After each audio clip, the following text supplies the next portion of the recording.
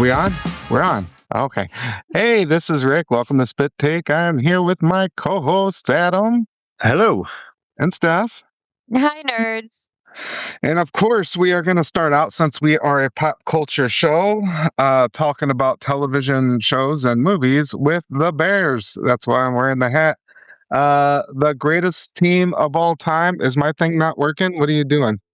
There's a lot of backbeat in here. I don't know what's going on. It's me. I'll be right okay. back. Oh, okay. We are having technical difficulties, folks. We might have to start all over. You want to start all over? No, I mean, listen, this is our podcast. We're real people. Let's just keep it rolling. Okay, we're real people. Plus, Adam doesn't give a shit about football. Exactly. I It's me and you. I wasn't even going to talk too much about it. I just wanted to gloat about the Bears, since I, for 43 years of my life, have been slogging through years and years of terrible seasons, and one hopeful season here and there, maybe three, except for the Super Bowl season, which I was 3 at the time or 4 at the time, so I don't even remember it. So a couple hopeful seasons in my 40 years of slogging through losing teams, and finally we have a quarterback. I don't even give a shit that he paints his nails. I keep forgetting that he does. I don't know why everybody needs to bring it up. I guess they're jealous of how awesome he is. And yeah, we're about to win the Super Bowl.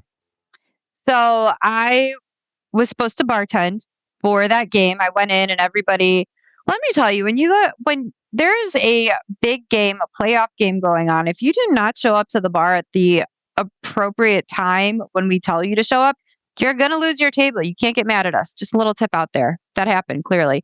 But I actually got to watch the game because I ended up not having to go on. And, we come to halftime. My friends are all blacked out at this point. I'm sober because I really wasn't drinking. And one of the girls, she's like, the game's over. I think this is when it was like, 21-3 or something like that. And I'm like, it's not over. I was like, the Bears are a second half team. Watch, they're going to win. I put money on them on the spread. I put money on them winning. They ended up winning. It was crazy. I mean, my heart was pounding until the last minute, but it was a great game. This weekend against the Rams, we can't do that. We need a strong start. Matt Stafford, who is a longtime rival, who used to play for the Detroit Lions, coming back. I'm sure, because we used to actually kick his ass a lot. I don't even know what the record is, because he wasn't really a winner till he went to the Rams and won a Super Bowl, but he is definitely a very good quarterback and has 2 very good receivers in Adams and Puka. But we have like 4 good receivers, 2 number 1 tight ends, 2 number 1 running backs. I don't see why everybody's freaking out about the freaking Rams. We have a just as good as play caller, granted, not as experienced as a head coach, and I would say a better offense, even though our top offensive lineman got hurt. And both defenses are struggling. It's kind of a up in the air kind of thing, but I'm not going to get too much into the Bears. All I know is I was the guy on X, because I've been doing this for 40 something years, putting up AI photos of Caleb Williams handing out Happy Meals at McDonald's, because that's how I cope with losing 3-21. Because, all year they've been coming from behind, but that was mostly against bad teams. I'm just going to say it was against bad teams. It wasn't even against good teams. It was like once against Green Bay. Was it against Green Bay? And once against Green Bay, and the rest were bad teams. So, but they came back, and I was pleasantly surprised and happy. I am not so much a believer. I don't think it's their year yet, but I am not going. But I guess it's me having years of hopefulness and then being disappointed. So I just don't want to get my hopes up to be disappointed again. I think they could go to the Super Bowl and I'm just they're gonna lose anyways. Yeah. Because I've just been so disappointed for years and years. I think that they do have a good chance against the Rams, especially with it going to be like 8 degrees out, whatever, -3 wind chill. I don't know what it is, but it's something crazy like that. And the Rams play in a dome in LA, and they're a warm weather team. So yes, Stafford played for the Lions, so he does have The that Lions cold play in a weather. dome. Huh? The Oh yeah, Lions you're play in a right. They dome, do. though. Yeah, you're right. Then I take back what I said. It'll be interesting to see But how he Adam plays. used to play in Green Bay, though. So Yeah, but I think it'll be a lot of rushing yards. I don't think there's going to be a whole lot of passing going on. And that's what my I bets don't are on. know. Williams has been really good in the cold. No, I'm saying the Rams. Oh, Yeah, I think it's going to be a lot of rushing. They do have some strong. but Stafford is used to playing at Soldier Field. So Yeah. I'm not gonna count out the Rams. They are a Super Bowl champion team. They are a Super Bowl champion coach and quarterback who's 37 years old, 38 years old, and has a ton of experience. Yeah. And still plays at a high level. I am not counting out the Rams right now. I also okay, so DraftKings being available, FanDuel, all that being available on an app. Rick, are you a bettor? I decided to stop doing that because I really suck at it. Okay, that's fair. I do too, but I keep doing it. But I feel that Vegas has played a much larger part in the outcomes this year, and it's whoever Vegas is favoring, or whoever people are favoring. It's always the opposite. I do think, though, that Vegas and a lot of America wants to see a Bears-Bills Super Bowl. Except for California and the Midwest, Wisconsin, Michigan, and Minnesota. Yes, the rest of the U.S., I think, and everybody else that's still in the playoffs, I think the rest of the U.S. would love to see a Bears Super Bowl because when the Bears are winning, everybody's happy. This ain't even a joke. And Green Bay, you're a bunch of bitches, okay? All I see from you is a bunch of freaking obsessed fat cheeseheads talking about, oh, well, there's penalties that weren't called, and if someone didn't get injured and blah, blah, blah, and Ben Johnson didn't shake LaFleur's hand and blah, blah, blah. Listen, dude, was it 6-7 years ago when Aaron Rodgers said, I fucking still own you? Yes. In front of everybody, we didn't go, oh yeah, well, that wasn't sportsmanlike. No, we said, oh, we want to beat him. Of course, we never really got him back, but now we get to see his ass get blown out by the Texans, and his old ass is still going to play and lose. So fuck him. Aaron Rodgers, he can continue losing, and Green Bay can continue losing.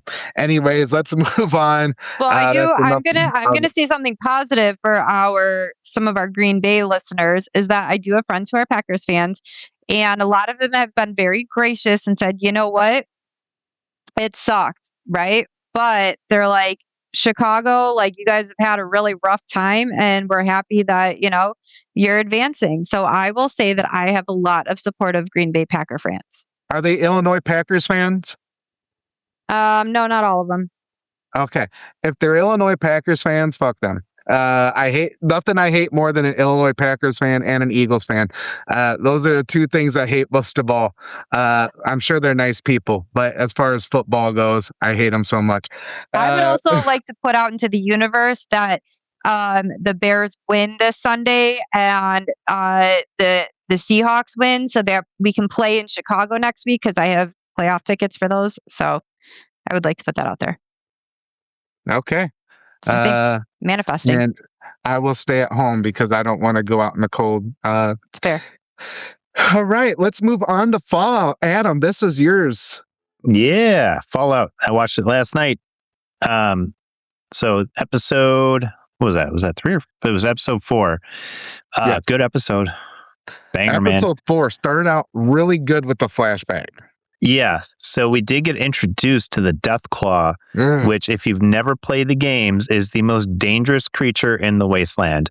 I was really hoping we were going to get to see it this season, and they delivered. And what was kind of a shock, because it was the first time the Death Claw is seen is in the war prior to the bombs dropping. So why the Deathclaw existed before then? Because we all thought the Deathclaw was a result of the bombs dropping and the wasteland and all the crazy shit that goes on there, but apparently not. Apparently it existed before. So was it a science experiment? What was it? We don't know. But it is something when you're playing the Fallout games and you see a Deathclaw, unless you have power armor and really heavy weaponry, you run because it will murder you. First time I ever came across one in Fallout 3, didn't know what it was. I had basically the same feeling that Lucy had when she heard it knocking on the door. I was like, cool, I'm going to kill this thing, no problem. Nope. It came at me and it swiped at me and it explodified me. So I think I watched a video of somebody because, they were watching the Fallout show and they're like, well, I want to try playing this because, I like this show. And I never played the game. And then they had a video of them fighting it with with a barbed wire bat. It is extremely deadly. It is sometimes a mission in the game, depending on which game you're playing. But it was so much fun to see a Deathclaw brought to life. It was fun to see how scared the ghoul was of it, because as badass as he is, and I brought this up with the Rad Scorpion last time, he was afraid of what he saw, and he's the one who saw it in the flashback in the very beginning of the episode.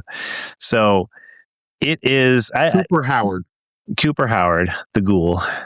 Yep.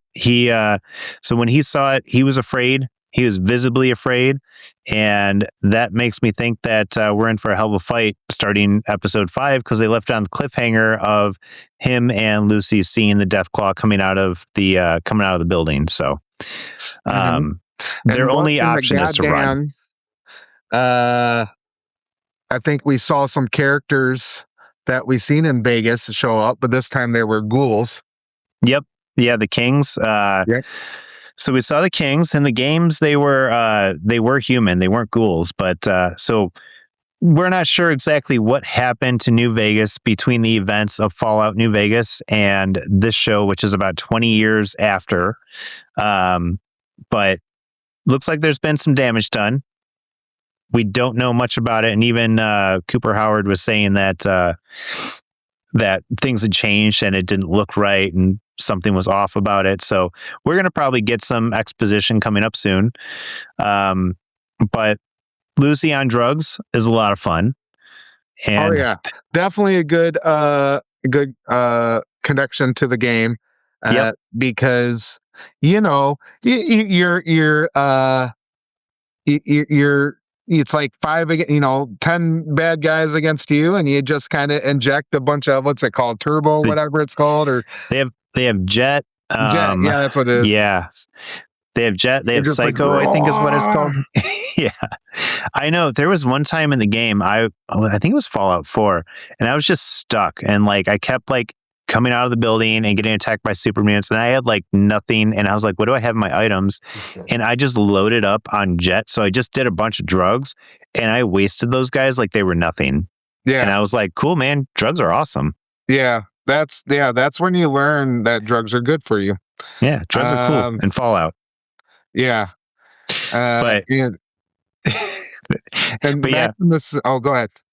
I was gonna say that whole exchange between Lucy and Cooper was pretty funny though. When she's like, why am I so itchy? Why is this all happening? He's like, you're addicted to drugs. He's like, in my experience, there's 2 ways to deal with it. Number 1, you take a shitload of buff out. Number 2, you sit there and you just shake until uncontrollably and all that, and for a couple days throwing your guts up. And he's like, but then there's the alternative. She's like, what's the alternative? And he's like, do more drugs. Yeah. It was pretty great. I loved it. And I really like the Maximus Thaddeus storyline going on. That was pretty cool. They did, bringing him in to basically take the part of the emissary. Thaddeus was basically trying to impersonate him in his power armor. Yeah. It does not go well. But Maximus is trying to basically overthrow Quintus, who leads that group of the Brotherhood. And then there's a big fight that breaks out between a few different factions of the Brotherhood. And it kind of ends with the 2 of them just running away, but they've got the power supply. The cold fusion. Yeah. So, where that's going to go will be interesting because like they're basically excommunicated from the Brotherhood now. Well, Thaddeus always was, but Maximus can't go back to them. So he's off on his own now. So the Brotherhood maybe will definitely be chasing him down because he's got the cold fusion. But crazy. Yeah, to me, the show is just a good show. I mean, it's not like a lot really happened in this, but a lot happened. You know, the Deathclaw had a big appearance. I really like Thaddeus. I think, but I just like that actor though. I'm not so sure. Maximus's character is kind of blah. I think he needs a little more personality. Personally, I'm not quite. If someone asked me to describe him, I'm like, I don't know. It's just some guy that's not very good at being in the Brotherhood, I guess. But there's definitely a lot of shit more and more going down though. There's a lot of buildup coming. We're in 4 episodes in. Was that probably like 4 episodes left? Yeah, I think they do 8 episodes. So it's like, okay, big shit's got to start going down because they had a lot of buildup in the first 4 episodes. So I'm assuming like the next 4 episodes are going to be pretty big. Well, and at the same time, I don't feel like there's wasted time in the show, which is what I like about it. There's not really any wasted time with it. And I think some of it is they assume most of the people watching it have played the games because that fan base alone is probably enough to drive their revenue.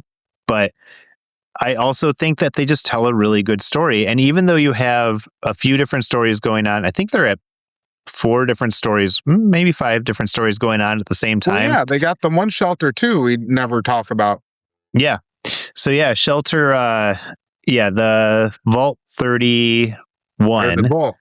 Yeah, Vault 31, where all the management people were in cryostasis. They've all escaped to the wasteland now, and they've only given us little glimpses of things. It's going to come into play somehow. We'll see. But they all think it's Reclamation Day too. But they're being led by Lucy's brother. And then everything that's going on with Vault 32 and Vault 33, there's some suspicious activity going on there. They're part of the Vault Tech experiment. Yep. And then you've got Lucy's dad doing his thing, which we didn't see him this episode. And then, of course, Lucy and the ghoul, and then Maximus too. So we got a few different storylines going on, and there's some crazy stuff going on with that overseer too. Yeah, there's something about her. She's from Canada. The one dude caught her and is trying to talk. Try to bring it up with her, and she's like, "Well, I'll bring it up with the overseer." And he's like, "Well, you're the overseer."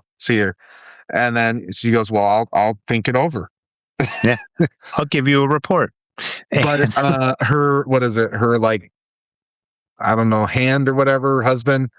Yeah, dude, he's just like, now he's fishy on her. Like it looks like he's gonna turn on her now.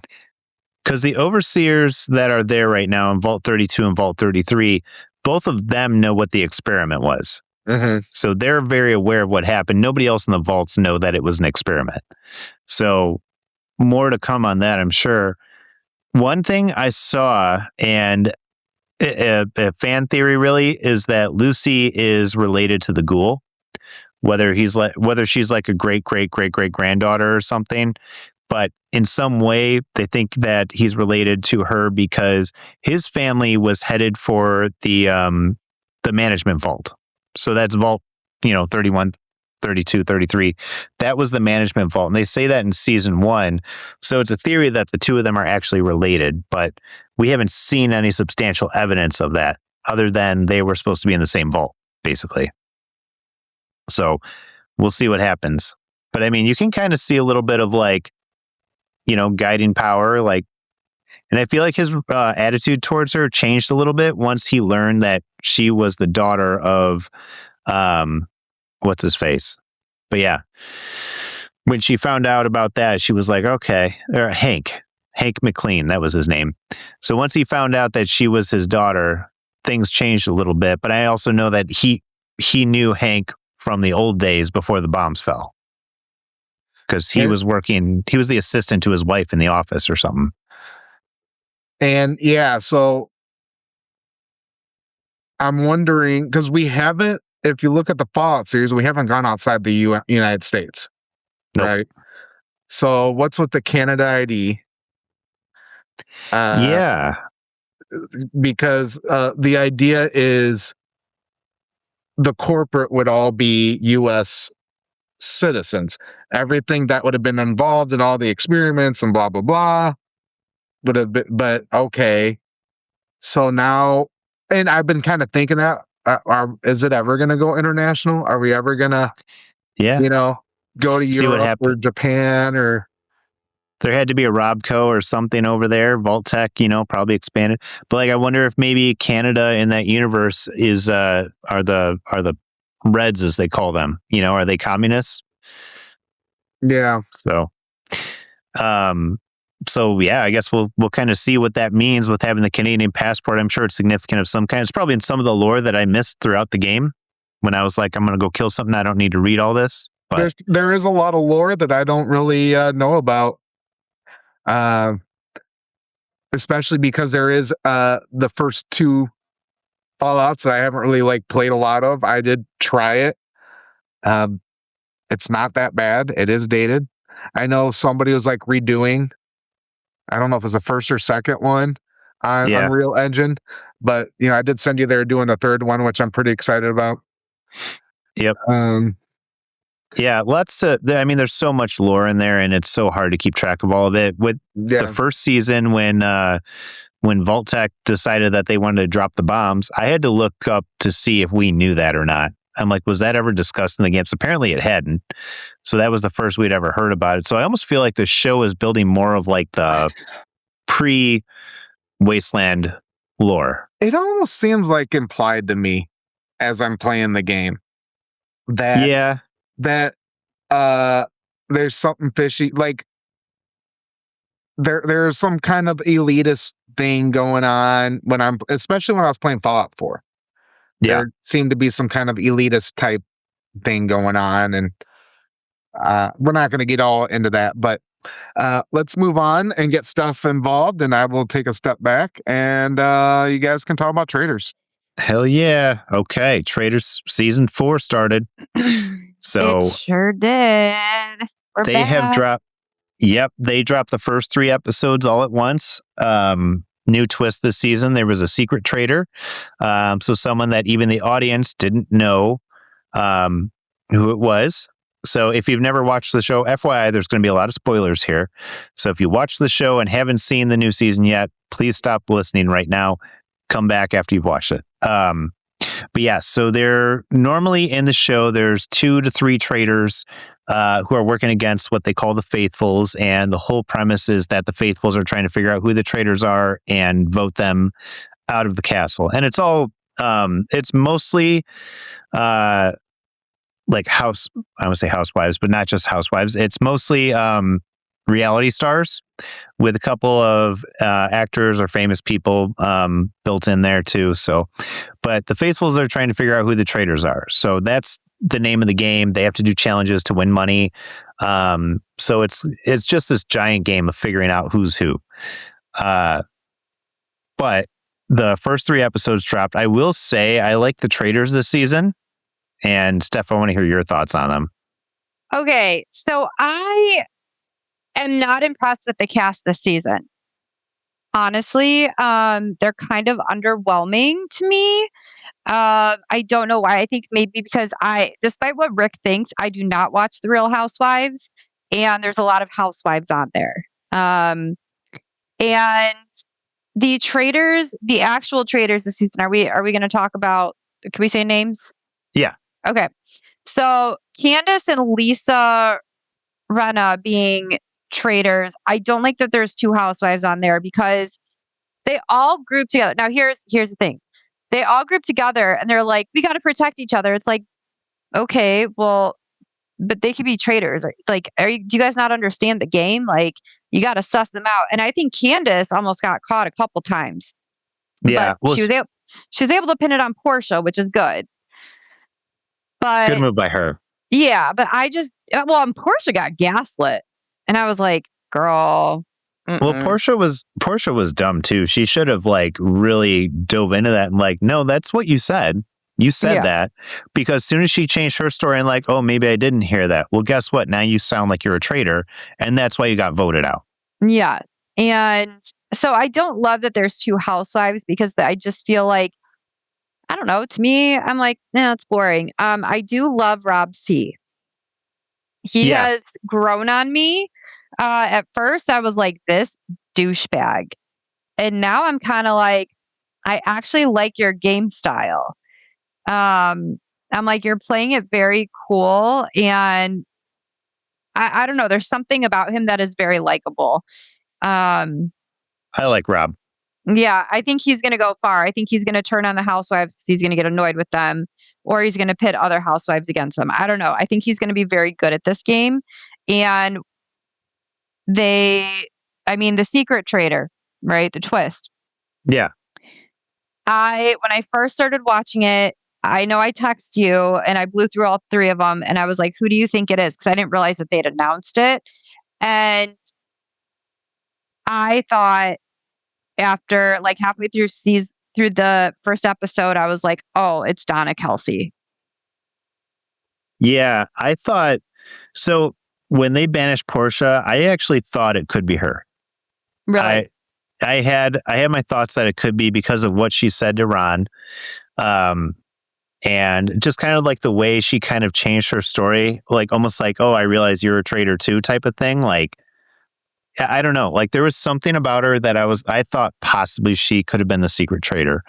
But yeah, they did reveal that it was Donna Kelsey because she got voted out in the 3rd episode. Yep. And it was funny because when you were texting me while I was watching the show, you're like, yeah, I think Ian's going to do really good. And I'm like, all right. Well, and the fact that they got rid of him that fast was very smart. He is a very good game player, and I mean, he's that little nerd that you don't suspect, but he watches, and he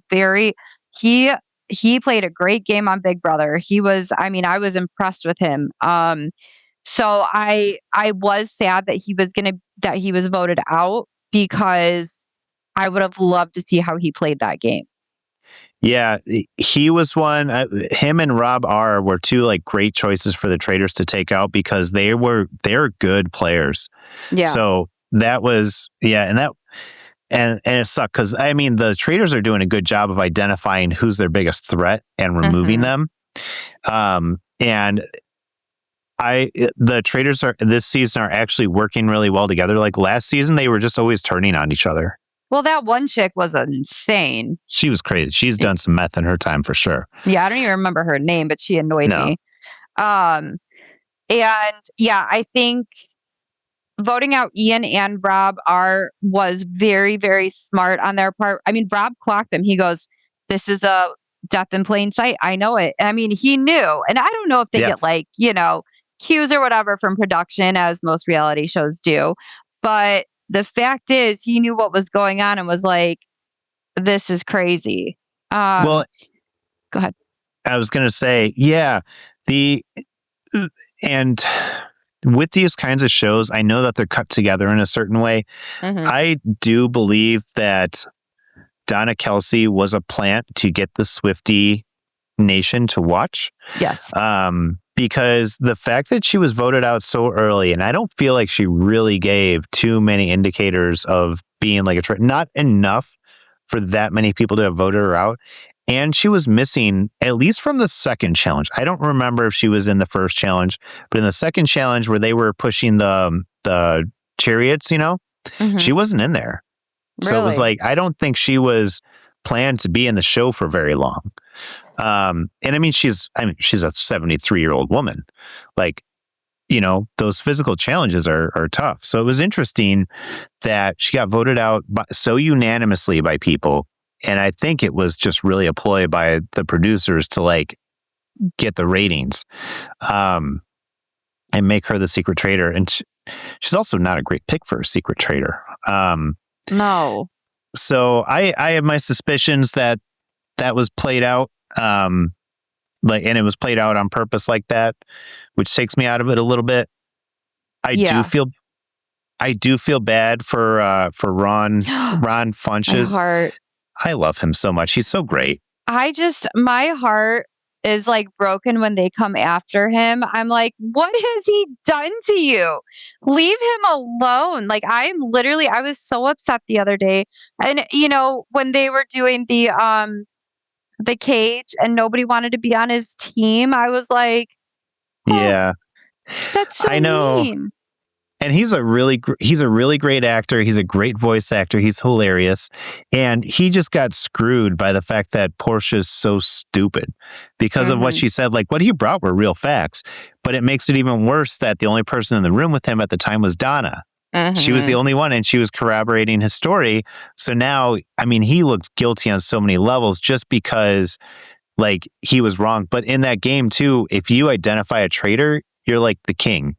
Like, people look at you differently. But if you fail and try to convince everybody and they follow you and you're wrong, like, you get ostracized, like, for sure. So he is in a place right now where he's got to find some way to redeem himself.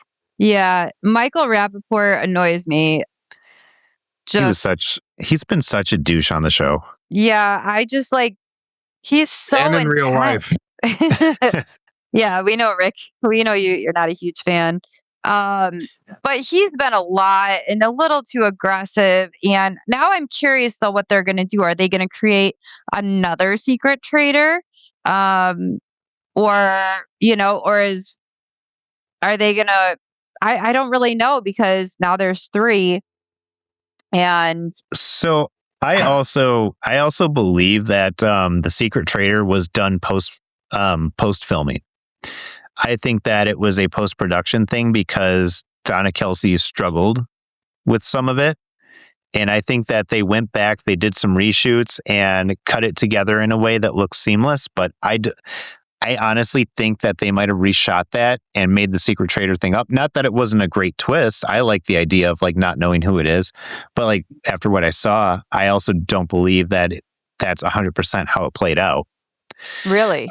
Yeah. So that's my theory, just because I know how reality shows are cut together. And I could see like some of the scenes where they talk about the secret traitor, having them just come in and be like, hey, we're just going to shoot this a little bit and everything. And I think some of it was to kind of save face with Donna because she was not able to keep up with a lot of it.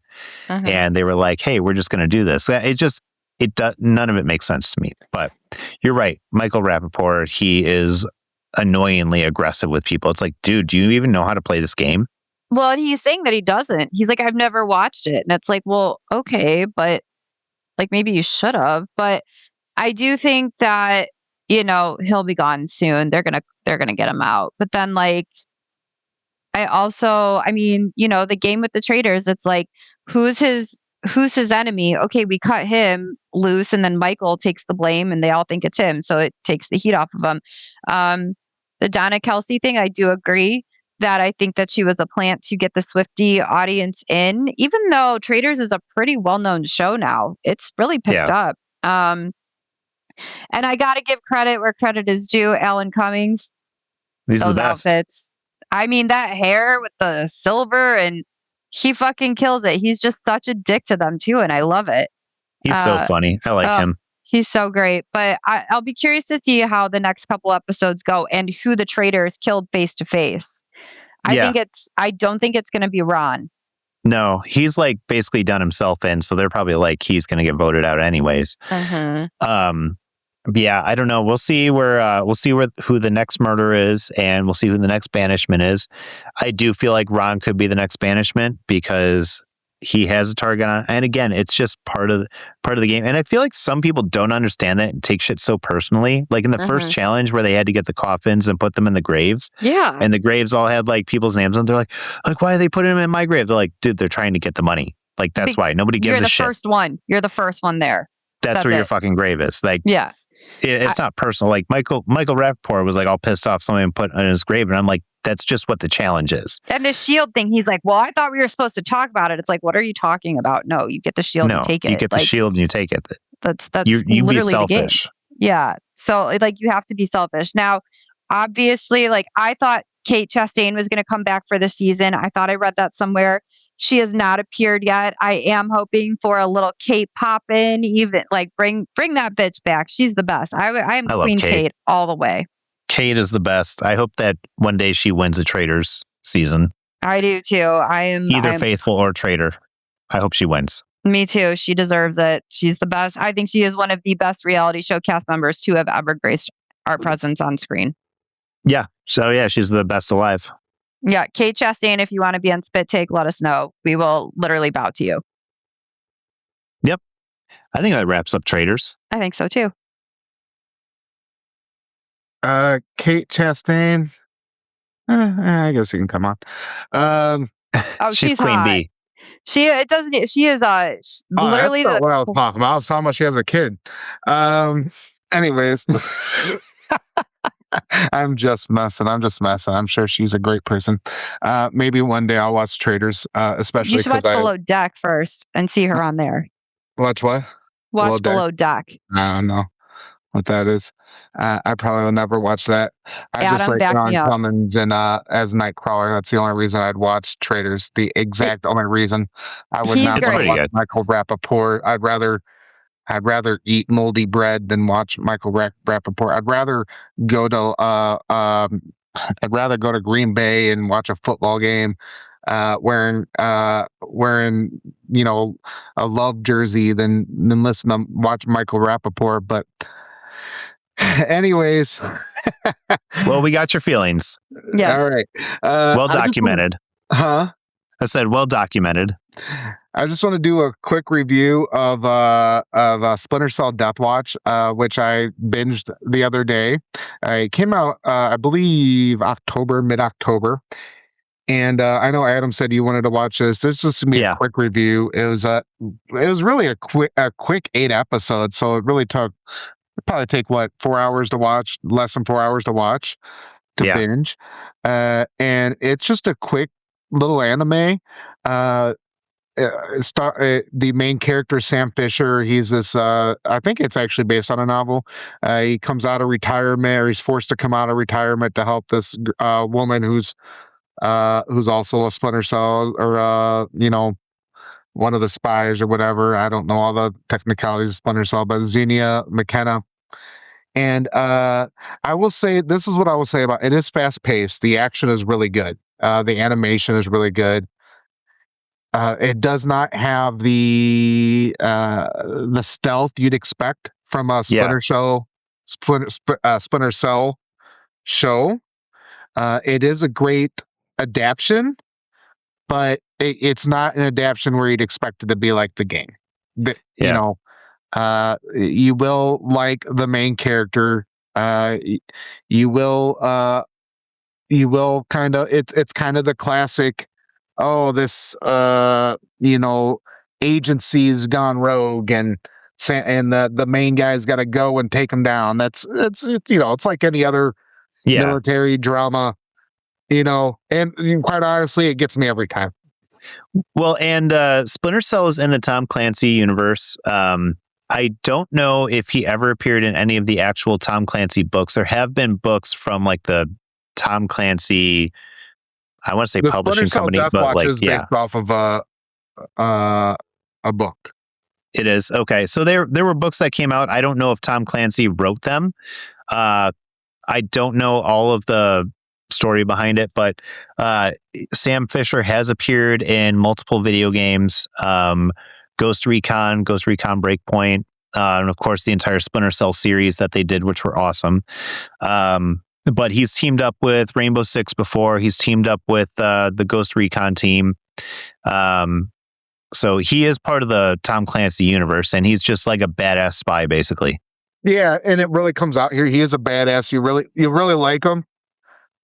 It's kind of like how his career is supposed to be, kind of towards the end of the career. He's supposed to be done. John Wick type of stuff. Not so dramatic as John Wick. No one killed his dog. When's the next one coming out, by the way? I can't wait. But anyways, I just wanted to do a quick review on that because I really liked it. I'm going to check that out because I really love Splinter Cell. I was not a huge fan of the first game, but every game after that was amazing. And I think the first game like led into his retirement. Then every game after that was like retired mercenary, basically, that like worked for the U.S. government. Yeah, well, that's what they do is they go to the military and then they go contract and stuff. So yeah, missed opportunities. The season 2 trailer for Monarch. Hell yes, finally. Monarch season 1 was absolutely amazing. They did so much right with that show, and it was a good continuation from the Godzilla Kong franchise that's going on right now, which all the movies have been pretty good. I haven't seen the latest one yet, and I keep telling myself to watch it. I don't think the first one was bad. I think there was a lot of stuff they didn't do well. Bad. Was it? I haven't seen it yet. That was the only one I haven't seen yet. The Godzilla X Kong, and they have Godzilla X Kong. Pretty good. Yeah, they have a Godzilla X Kong sequel coming. But I do like that Monarch is building on the lore of the Monarch Corporation that hunts kaijus. And Kurt Russell's back, which we thought he was dead at the end of season 1, but they showed him again in season 2 trailer. So he's back. His younger version will be in there. So there's going to be more of his backstory, who's played by his son, Russell Wyatt. Is that right? Yeah. Anyways, so I was trying to think, I was seeing if I was naming his Captain America knockoff character. But no, so he's, they're going to bring back all the characters from season 1. There's going to be more going on. Kong is going to be more involved. I liked that season 1, Godzilla was in it, but they didn't focus on him. Like, he was not really the focus of the show. It was he more existed. The humans that they were. Yeah, it was more about the corporation and what they were doing and different monsters. They introduced different monsters, but it was not a Godzilla show, which I thought was cool. Yeah, I'm excited to see. I'm excited to see season 2 because, like I said, season 1 was awesome. Building. It is what it really is, because it has been since the first movie. I don't know if they meant for it in the first movie, or if they just kind of added on, said, "Yeah, we'll go with it." But they've been trying to build that universe really. Yeah. And I nothing think for the most part they've done a good job. Like I said, I think it was the first one I didn't think was that great. I didn't think the last one, the X one wasn't that. I thought the Kong versus Godzilla was really good. That was good. That. I think that might have been my favorite one. Yes, I agree. It's for me, it's between that and Kong Skull Island, because I thought Kong Skull Island was good. That was a really good one. I do. Kong's always been one of my favorites. Monsters too. Yeah. I wish they would do more Kong movies. And the best part about those movies is there's a lot of stuff in there that doesn't make sense, but you just don't care. You just don't care. You're there for the Godzilla Kong fights. Like, I think it was Godzilla versus Kong where they're in the Hollow Earth and Kong gets that axe or whatever. And then like Godzilla just blasts a hole into the earth and he just climbs out, even though they needed a special like spaceship to get out of there before. And he just climbs right out of the hole. And it doesn't make sense, but I don't care. I know there was a lot of stuff that didn't make sense. And but not what I'm there for. I'm not there for the story to make sense. Yeah. It knows what it is. And flashback to, did you ever watch was it Godzilla Zero? Was it Zero? Yeah. Godzilla -1? -1. Yeah, I did watch that. It was good. It was so good. I really liked it. Classic. It felt like classic Godzilla. That's what I'm saying. I know we had a talk about that. I thought it was my favorite. I thought it blew away any American Godzilla because it came back to what Godzilla was. If you watch like the first one or two Godzillas back in the 60s or whatever, what it was supposed to be, it was just a monster fucking shit up. And it did give that old school feeling to it. Yes, there was a lot of that dude shouldn't have survived. there, or was it her? Yeah, she shouldn't have survived it. Oh yeah, no, she shouldn't have survived that. Because everything was just leveled.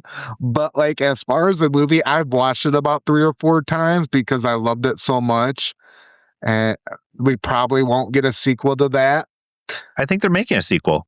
I think they said they weren't going to, but if they do, I'm all for it because obviously they left it open because he kept regenerating. Yeah, it was good. I really liked it. I thought it was awesome. I like what the Godzilla Kong verse is doing though too, because it's different. That one is focused on the monster battles.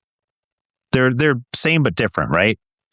But I will keep watching them because they're fun. Like in the American version, right, he's more of a guardian. In the old Japan version, he kind of started out as like a destructor, but then became a guardian.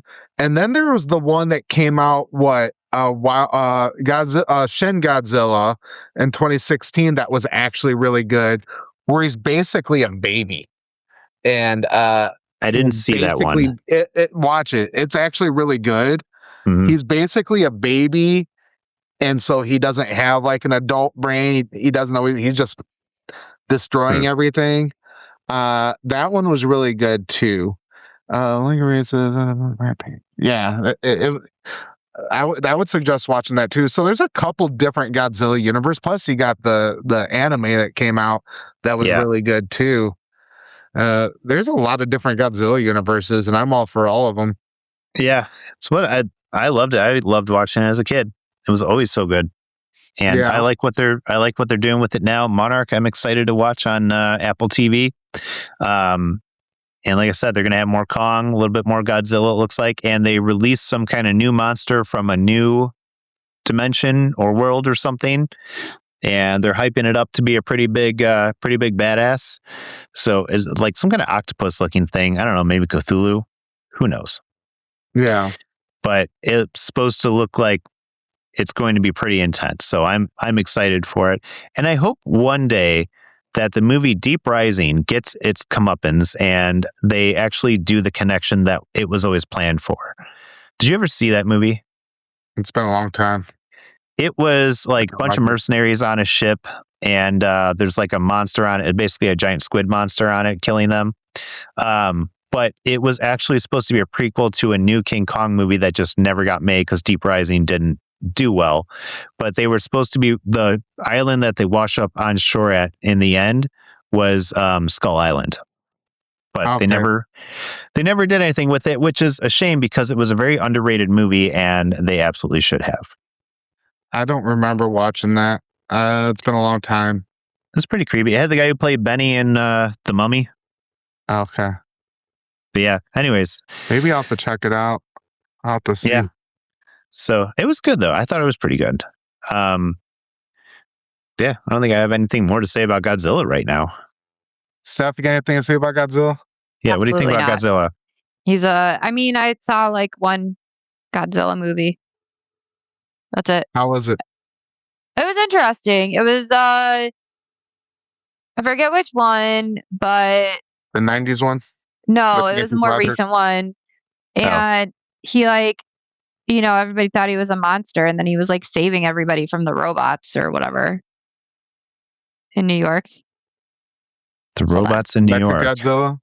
Oh, yeah, that was probably Kong. It was Godzilla versus Kong. It wasn't Kong because King Kong wasn't in there. Oh, okay. Saving people from robots. I don't even know what movie that is. Robots. Guys, hold on. I'm looking it up, okay? Okay. I want to know what Kong movie or what Godzilla movie this was. Maybe King of the Monsters?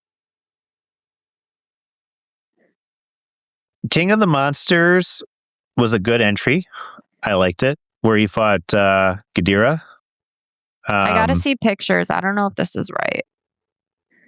I want to type in Godzilla movie with robots, but I also know that there were no robots. No, and Godzilla versus Kong, I think they came together and fought Mecha Godzilla. No, you were watching King of the Monsters, right? I was. Yeah. I thought they were monsters. They're not monsters. I apologize.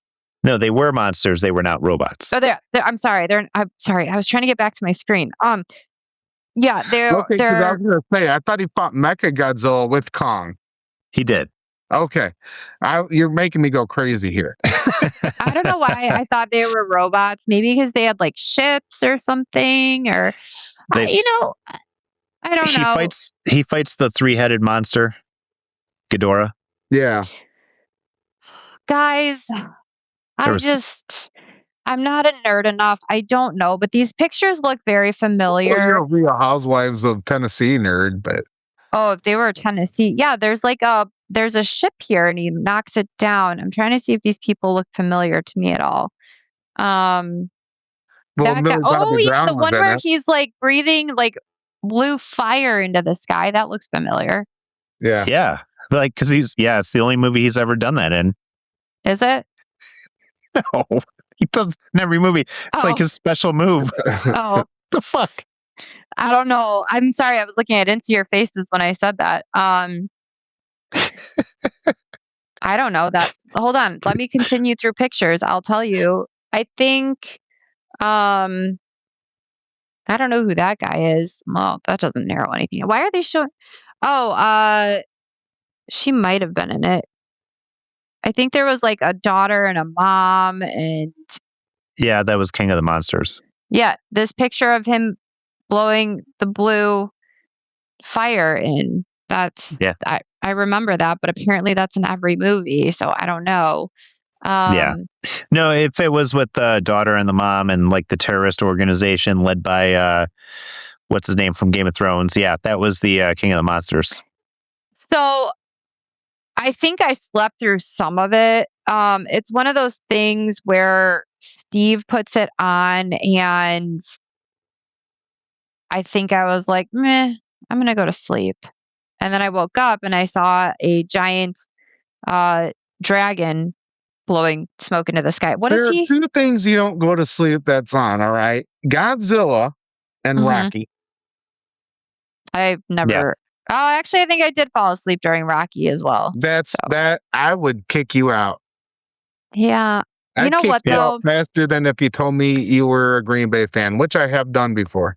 Bradley Whitford was in that movie, too.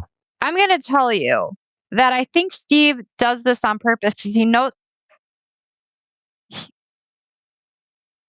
Something just happened in my kitchen. I don't know what that was, but I think Steve does it in your walls. I have that fear all the time when like I get up to go to the bathroom at night. I'm like, somebody's hiding in my walls and they're going back in there. Was in your house last week, so I don't. Is somebody pulling like a Scooby-Doo? Like you look at a picture and like the eyes are just moving and following you? I don't know, but Mom gave me a camera. She sent me a camera to set up, and I'm actually kind of afraid to do that. And thank God she doesn't listen to the podcast, but I'm afraid to do it because I'm like, what if I see something that I don't want to see going on in there? Well, that's kind of the purpose of the camera. You kind of want to know. Right. I want my murder to be a surprise. Yeah, no, nobody's here. It's just, I think I'll figure it out later. It's fine. Yeah. I think back to the story. I don't think anybody's there. Well,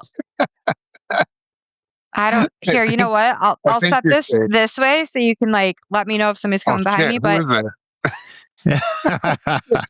Someone in your doorway. Sometimes I wonder. It's and I'm gonna ask. Be creepy the way that doorway is. If somebody just like their head kind of peeked right in, and you're just talking. Ask the cheese tarot lady next week. Yeah, ask her. Well, that's not next week. I enlarged your picture so I can see that room behind you. Okay. Continue. I'll let you know if something shows up. Just don't. Just let it take me at this point. It's fine. I mean, he's a Godzilla fan. Yeah. He's like, dude, what are you guys talking about? Honestly, like maybe that's what happened is whatever's living in here was very upset that I fell asleep during Rocky and Godzilla, and it decided to mess with my stuff in there. I don't know. It sounded like something fell in my cabinet, and I haven't been in my kitchen in a while, so I don't know how that happened. But either way, listeners, if I die, please continue to listen to Spit Take. She doesn't even know the name of the show she's on. don't even know the podcast. It's fine. I'm just here. I've had a rough week, okay? But anyways, as I was saying, I'm pretty sure that Steve puts on these movies and knows that I'm going to fall asleep so he can watch them without me interrupting. What happens though is I fall asleep for a little bit, but I don't let him know that I fall asleep, even though he knows I know I fall asleep. And then I wake up and I pretend like I know what's going on. And then I ask him a bunch of questions anyway. Yeah. So, I mean, that's fair. yeah. So That's fair. Moving on, before we get to our main topic, I just want to mention the One Piece season 2 teaser that came out yesterday. Oh my god, it looks so good. And anybody who loves pirates and superpowers will love this. Even people that didn't watch the anime or read the manga has told me that this show is amazing. I know Adam hasn't watched the first season. Did you watch the trailer though I sent you? I watched the trailer. It looks like it's fun. I even thought the first season looked fun. I just like to razz you sometimes, but I just haven't watched it yet. Nico Robin, she's the woman that's in it. She ends up becoming one of the Straw Hats. She looks freaking amazing. Now, the rest of the Straw Hats are all freaking nutbags. She's kind of the straight edge one, but she starts out as a bad guy. She's called All Miss Sunday, or Miss All Sunday. So she's going to be kind of an asshole to begin with, but she's really trying to get some. I'm not going to get too far into it. They did show her devil fruit powers. The devil fruits, they eat it and they get powers. And so she's able to like extend her limb, not really extend her limbs, but like have her limbs like end up other places and stuff like that. So I could have them come out an extra set of arms come out your back or out these walls, or feet come out the floor or stuff like it's really weird, but it's awesome the way she does it. She's also known as the Demon Child. So she's kind of a badass, but I actually met the voice actress and I asked her, I was like, what's it like? Because the voice actress is kind of like even keel, chill. And I'm like, what's that like? Everybody's crazy and you're just like chill. And she's like, it's loud, but I like being the quiet one while everybody else gets to have all the big personality. But Robin is a fan favorite. And then there's just so many other characters that showed up in this. Vivi who's a fan favorite. She's not in the manga or the anime too much, but she's definitely a well-known character. The set pieces are amazing, just like Fallout is. Alabasta, which is kind of the kingdom where she's from, looks amazing in the trailer. Like a lot of the set pieces look great. There's definitely, I think it showed Crocodile in there, which is one of the bad guys. That she's the boss of Robin in the beginning. He's kind of got Sandman's kind of powers. Okay. So he's actually kind of a badass. So yeah, and then I think it showed stills of Chopper, my main man, Chopper, one of the greatest characters of all time. There's two greatest characters of all time, Medetta from My Hero Academia and Tony Chopper from One Piece. Those are the two greatest characters of all time, and I've met the voice actor, and they're both the same. And Tony Chopper's basically this little reindeer with this big hat, and he can like change shape, but like he tries to stay small and infantile so people aren't afraid of him because he can turn into a giant monster. He's kind of a badass, but he's actually a doctor, so he wants people to not be afraid of him, but he can turn into just like this ruthless monster. But yeah, there was definitely some stills of Sanji, Usopp, and Chopper doing some heroic stuff, which I'm completely excited about. I hope they have more Sanji and Zoro, because they're kind of the left hand and right hand of Monkey D. Luffy, who's the captain. And so they're always fighting, even though they kind of love each other. They show a lot of hate before each other. And so I'm hoping there's a lot of back and forth between those two. And then definitely stills of Nami. If you're a fanboy, you love Nami. Usopp, I'm not as big of a fan of for the most part, but he's there too. So I think there is the final grand title was labeled our final title was labeled the Grand Line, which is where they want to go to get to the One Piece. The whole world's like a different map. It's basically, all the ocean, then there's islands and stuff, and it's ran by the big world, the government, big world government, and the Marines kind of enforce everything. And then there's like admirals, and then like the admirals have fruit powers, right? So Smoker is actually shown in it. He's basically like Sandman, but he turns to smoke. And he's kind of a badass. He's kind of that, like, what you'd see as a tested Marine. Okay. Kind of character, smoking a cigar, looking badass, I don't remember if Monkey's grandpa was in it, but he's a big badass too. So I'm stoked for this. Still waiting for the end of One Piece. I know the anime, they're really winding it down. The show's been going on for over 30 years, almost 30 years. So, yeah. And I know you guys don't really know much about the show, but I am hyped. I'm a huge fan. Been a huge fan of anime for a long time. Big fan of One Piece for a long time. And I'm just really excited to see Robin. That's my girl.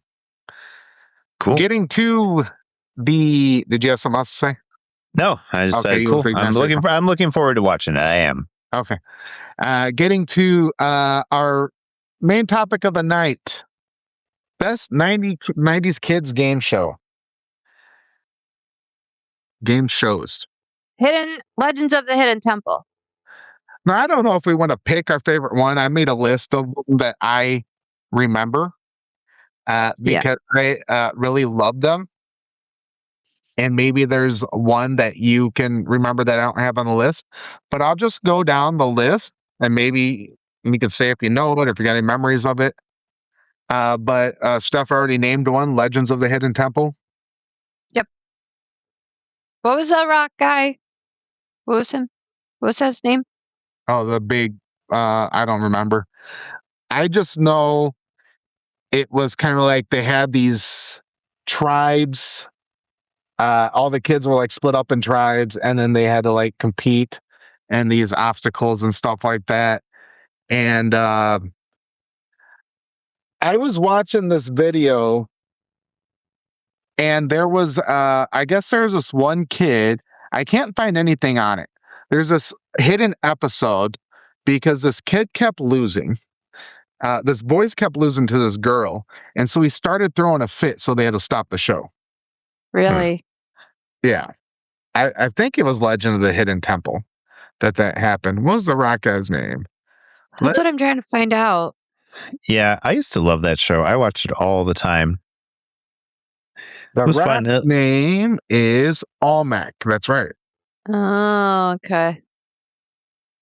Yeah, okay. It was a good show. I mean, it had a lot of different challenges, and then like the final one was always they had to run through the temple and try to avoid getting like triggering traps, and right. There was the guys there to catch them. Like they had like 3 flags or something, almost like football flags. Yeah. They had like 3 of those, and they had to give one up if they got caught. But it's basically just like luck of the draw, what room you choose for the most part. But yeah, that was always a fun one. I like that. I think they tried to bring it back at one point. It might be on right now. I don't know. But it might be. That's why I'm going through this. It's like I'm kind of going through this and looking at how awesome these were, and I was like, what do kids watch these days? Because my child's almost 13, and they watch South Park, and that's like 26, 27 years old. Yeah. Like, is there nothing else on that's interesting for kids? Because I was watching freaking X-Men and Rugrats, and I was watching, Doug. I was watching so much different awesome stuff. What is kids watching these days? I mean, I tend to go back to like the 90s kids cartoons. Like I've introduced my kids to the Teenage Mutant Ninja Turtles, Ghostbusters. But again, it's all stuff from when we were kids. The Animaniacs, which we met. Animaniacs? It's great. We met Pinky and the Brain. Yeah. I mean, a lot of the shows from when we were kids were awesome. And like, I feel like they don't have that much now. Like, I'm Tiny trying to think Toons. about what my kids watch. My kids watch Spidey and His Amazing Friends, which is like the kids' version of Spider-Man, which is okay. It's tolerable. Yeah, well, like not that one, but like the Marvel cartoons and the DC cartoons. Well, I watch that still. Yeah. Well, God, what's it called? Is it The New Adventures of Superman? I think it's on HBO. It's actually really good. I'm like, let's turn that on. Let's watch that. It's pretty good. I think that's what it's called. I could be wrong, but it's a newer cartoon that's out. But some of those things I would definitely watch. I'm like, I much prefer that over Miss Rachel. So I watched Miss Rachel. Yeah, that bitch. I watched her with Wesley when we were in the Ozarks. Yeah, he loves her. No, he's a big fan. He was enthralled by her. He doesn't just love her; he's enthralled. He's like, see, now nobody can get me. I'm going to put my battery on. Watch out! No, I'm against the window now. Go too far off topic because I see where this is headed. Let's get on to the next show. Sorry. I'm gonna bring in Double Dare. You guys remember Double Dare with Mark Summers? Yes. Yep. Remember watching Double Dare? The slime. That was the slime. See, back in those days, it was all about the slime and Nickelodeon because they had. I think it started out with "You Can't Do That on TV." Mm-hmm. I don't know. If Steph might do that because she's more my age. Yep. Adam's a little younger, and you can't. I watched on TV. What Steph they watched. Just have the kids just get slime, but it was kind of like the first kind of fuck the adults kind of show that I seen. Yeah. It was kind of a skit show, but it was really raunchy for a kid's show. But Double Dare, they'd have like families come in and do crazy games and stuff like that with tricycles and slime and little obstacle courses. Yeah, I always wanted to be on that show. I was like, I could do this. But I just did. I don't like to be messy. So I don't like the feeling of like things on my hands. So sitting there with like slime on me and playing a game would not be. I know, Rick, shut up. I can see it in your face. I thought you were sex positive. That's what you said last week. I knew something was going to come of that. Well, I'm trying to be as appropriate as possible without making... because my dad listens to this. Number one fan. But no, I don't think I could have been on something like that. Like there was another game where you had to like go like dig through goo. It's like coming to me. It was another. Yeah. What is that show? I think it was Double Dare. Yeah, I think it was Double Dare. Yeah. That was like at the end or something like that, right? They were trying to find something. Yeah, they were trying to find something like in the whatever it was. Like, was there like a pool of slime or something? Yes, it was something. Okay, so same show. Glad I didn't get off the topic there. But yeah, to me, that's just gross. And I would not feel, I couldn't do it. I would probably be like, you know what? I need to go shower right now. Well, I actually went to Nickelodeon Studios and Universal when I was a kid. Mm-hmm. And they had a little kind of game show there. And I think it's actually made out of like sugar and pudding and stuff like it's not even, it was made out of food, you know? So it wasn't even, it looks gross, but it wasn't really that bad. Yeah. Even though they had some kind of gross kind of stuff. I remember there was one skit on You Can't Do That on TV where dude's picking his nose and he had this big pile of boogers next to him. Even when I think of it today, I gag. Yeah. So they did some gross out stuff like that, you know, especially if you watch like Ren and Stimpy and stuff like that. But like, I think the slime, I'm not even going to get into that because they kind of talked about that stuff on Quiet on the Set. Oh, yeah. But anyways, I think you know, kids are supposed to be like, you know, oh, gross. So we like gross stuff and whatever. I don't know. I thought it was weird. I just thought the game shows were cool. But yeah, for sure. Next is Guts. Do you have it? Remember that one? Mm-hmm. Yep. That one was like a lot of physical challenges, right? A lot of what? Like a lot of physical challenges. I'm trying to remember the show. I know of the show. Yeah. But yeah, it was kind of like American Gladiators for kids, I think. Yeah. Okay. Didn't they climb like that giant pyramid at the end of it to get like the trophy on top? Yeah. They had a lot of those kind of American Ninja Warrior challenges. Yeah, I remember now. That was a fun show. I like that one. That was good. Yeah, that was a really good one. Now, there was one I really, really wanted to be on. I don't know if you remember this one. It was called Nick Arcade. I remember that show. Watched that one religiously. And I was disappointed to find out because at the end, they're like in the game. Yeah. And you got to do stuff. But come to find out, they're actually watching a screen. They're not in the game or anything. Not the, Yeah. Of course, as a kid, I'm thinking, whoa, they're in the game. But like as an adult, I know they're not in the game. Right. But they could probably more so do that now with like virtual reality, Yeah. That was, I did the same thing. I was always like, sweet, they're in the video game now. Like, I want to do that. But yeah, they're watching the screen it of wouldn't movie. be as cool. No. But it was cool because they would have basically people go up against each other on arcade machines and battle it out, which was pretty cool. Excuse me. Steph don't remember this one. I don't remember this one. Yeah. They would have just different arcade machines and like two contestants would go up and they would battle and I think they play like Rampage or something. Yeah, Rampage was on it.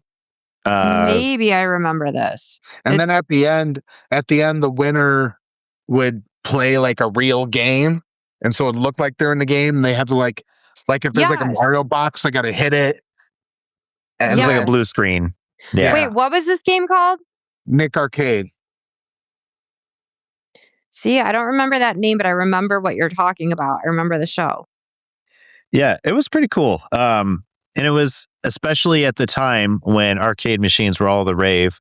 Like people now would be like, "What the fuck is that?" But it was pretty cool. I mean, it was a great idea at the time, especially with how big video games were. And I mean, like I said, I watched it religiously. I thought it was awesome. And well, those are definitely the Nintendo, Super Nintendo days. Yeah. So they were. That's like the golden era of video games. They were 8-bit, maybe 16-bit max games. Very old games. It wasn't quite 64 yet. It was early 90s games. Now, another one, Wild and Crazy Kids. I don't think that's much different than the rest of them. I don't know if you remember that. It was just, it was just a game show with a bunch of kids doing crazy stuff, getting wet or, whatever. I just remember what Wild and Crazy Kids. Yeah. And then they'd have like blue shirts or the green shirts or whatever. See, I don't remember a lot of the game shows and watching those necessarily, but I do remember like a lot of the Nick shows, and I think the game shows would like be in between, so it was just kind of like something to watch. But yeah, I don't really remember. You don't remember? Hold on a second. What's the name of the? I'm trying to look for. Oh shoot, Buttnick was in it. Oh, Salute Your Shorts. Yeah. You don't remember these guys? I just remember the oh wait.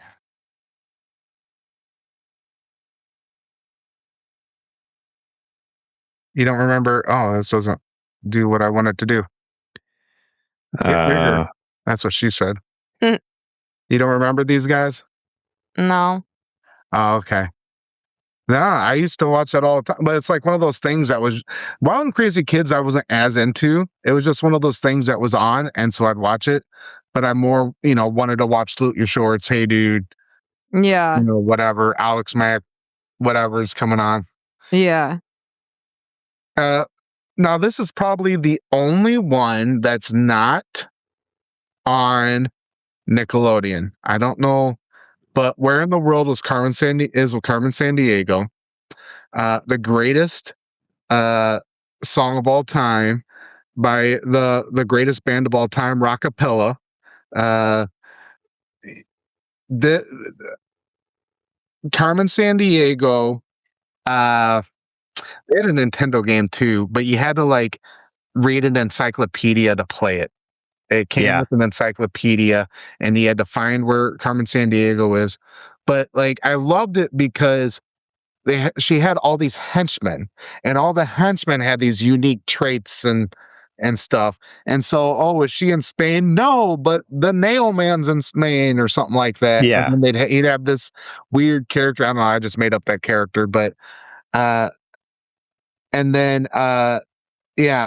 And then you have to find where Carmen Sandiego is. You got to know history and stuff like that. I guess maybe it got me more interested in history. Yeah. Because it was definitely a history show and a geography show. For sure. It was a very educational show that had me interested. That's what I will give it. Yes, it was a good show. I liked watching that one.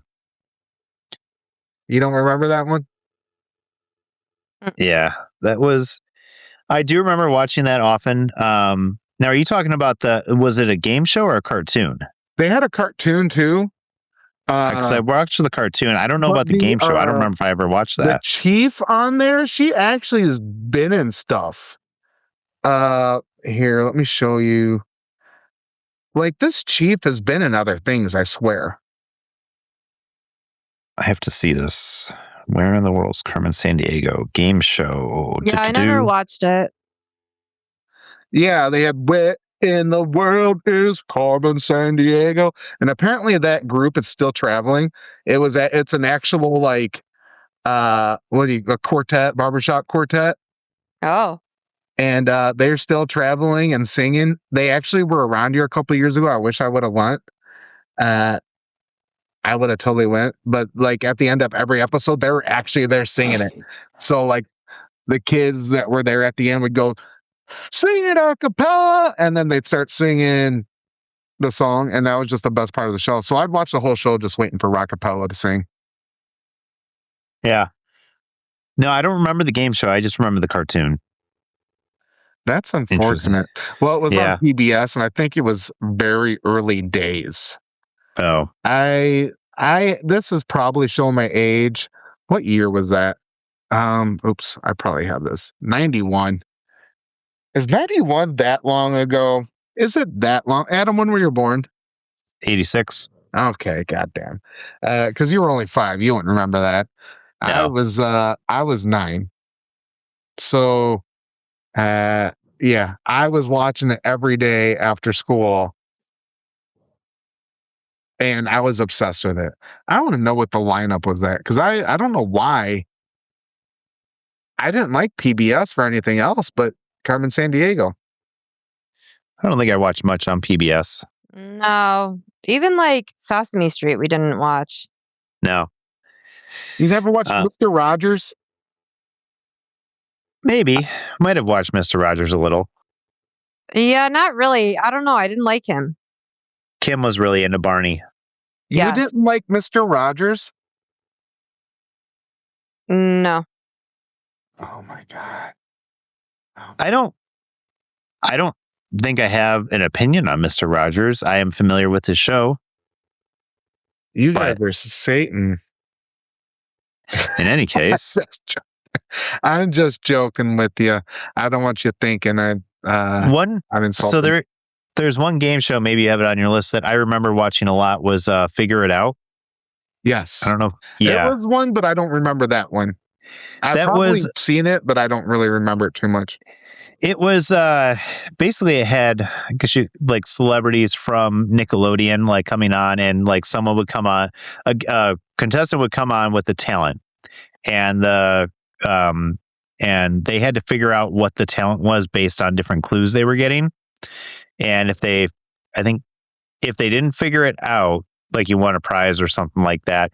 Sometimes the talents were really stupid, and I'm like, that's dumb. Even as a kid, I knew that. But then other times it's like a unique fact about the person, so they had to like kind of figure it out. But the people who are on there a lot, Kel Mitchell was on there often. Who else? God, I'm trying to remember I can't even remember all their names. Kenan Thompson was on there here and there. But yeah, it was at least kind of a fun game show. Lynn Pig. Sorry, I went off from what you were talking about. The woman who was the chief in Carmen Sandiego, I knew she was another thing. She was born in Joliet, Illinois. Huh. Oh, She was in something though that I was forced to watch as a kid. She was probably in quite a bit. Like her face is familiar. That's what I'm saying. Bicentennial Man, Anger Management. Yeah, I saw Anger Management. I was trying to remember who she was. That's what I remember her from. I don't remember that one. Lean on Me is a Samuel L. Jackson.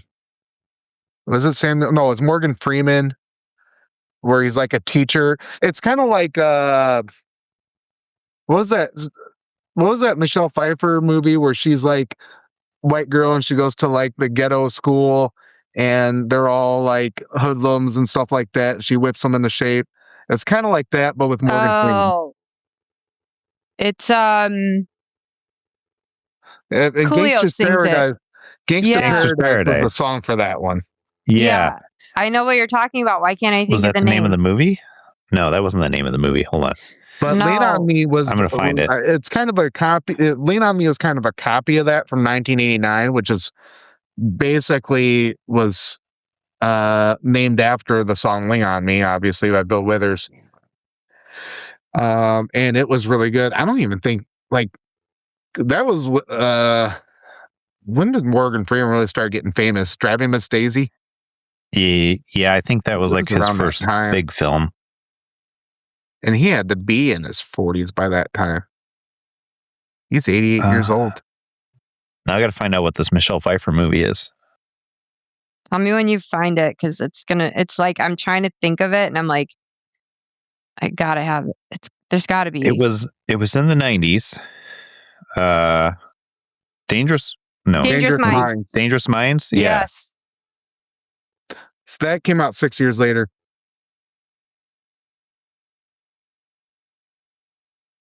Huh. I never saw that one. Oh, I watched it a couple times. It was pretty good, but I just watched it because of Michelle Pfeiffer and she was Catwoman. Morgan Freeman ended up being in Batman, so yeah. I'm on a 90s movies kick, so I might have to put that on the list. But yeah, that's when Gangsta's Paradise got famous. Yep. And then the Weird Al parody, Amish Paradise. Yeah, Coolio hates Weird Al. And Amish Paradise is so much better. It was a better song. Overall, yeah. Makes, Amish are hard, man. Turned butter once or twice. Oh, man. Anyways, anything else we want to mention? Any other game shows? And to wrap this up. Nope. I think I'm good. No, yeah, I think we covered a lot. Sorry, I was a little distracted. I don't know what's going on in my place, but we'll get there. But our cheese lady who comes on in a couple weeks will be able to hopefully tell you. Yep. Super pumped about that. It's going to be a good one. Yeah, should be a lot of fun. Yeah. All right, yeah. Rick, anything? Yeah. Bear down. Fuck the Packers. Fuck the Rams. All right. Well, thank you everybody for listening, and we hope to see you next time. Make sure to share it with your friends, and we'll catch you later. Have a good night. Bye. Love, guys.